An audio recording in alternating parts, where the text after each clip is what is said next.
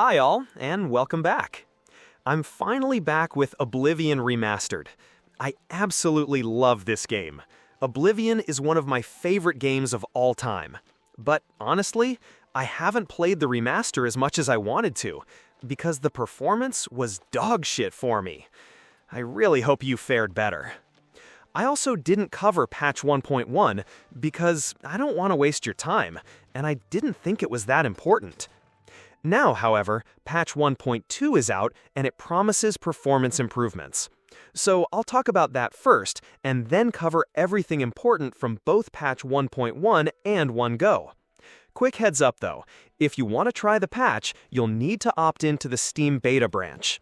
And if you like videos that don't waste your time with needless filler, please consider liking and subscribing. Now, let's dive into it. Let's start with the biggest issue: performance. There were massive frame rate drops in places like Deepscorn Hollow, the Blackrock Caverns, and between Skingrad and the castle. Those areas are now smoother. They also optimized water, weather, waterfalls, lighting, and even character attachments.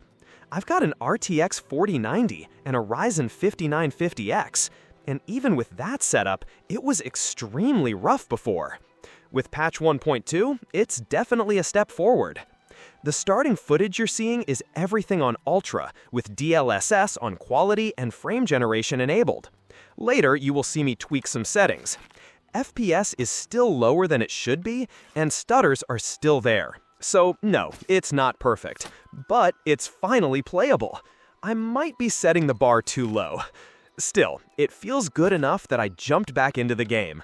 Let me know how it runs for you after the patch. Now let's talk about crashes, the second worst part of the launch. Entering the flooded mine, fighting Jiggalag, casting spells too quickly, killing a paralyzed NPC, all of that could crash your game. All of it is now fixed.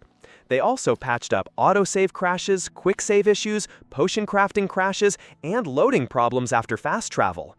If crashing kept you away, that should be much better now. The game now has more difficulty tuning options. Before, even a small bump in difficulty made the game brutally hard. Now you can fine-tune how much damage you deal and take, so scaling feels more in your control. Now, bugs. It wasn't quite cyberpunk-level chaos, but yeah, there were definitely some wild ones. Map markers would just vanish. The spell-making and enchanting menus completely broke if you used a controller.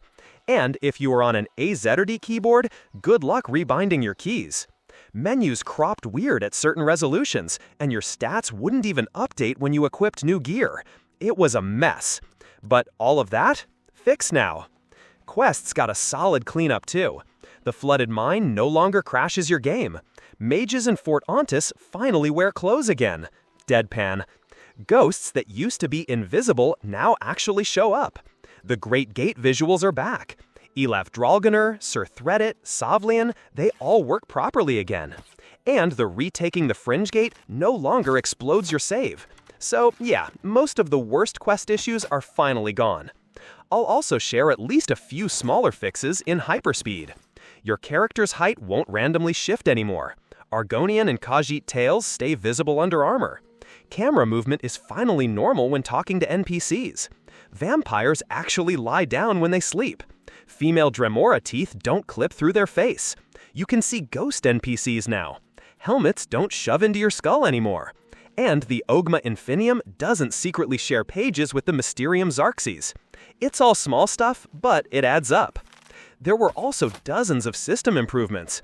Shadows behave correctly with XeSS.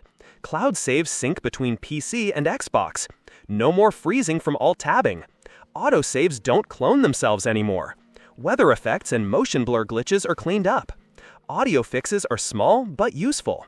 Underwater sound now stops when you exit the water. Shivering Isles ambient audio is back. However, not everything's solved yet. Some weird physics, jank, and bugs are still there. And console players will have to wait a bit longer for 1.2. It's Steam only for now. But overall, Oblivion Remastered is in a much better place. Are you diving back in or waiting for more? Let me know in the comments. If you want the full list of changes, check the patch notes on Steam. I skipped a few smaller fixes that I didn't think were worth your time. Thanks so much for watching, and I hope to see you in the next one.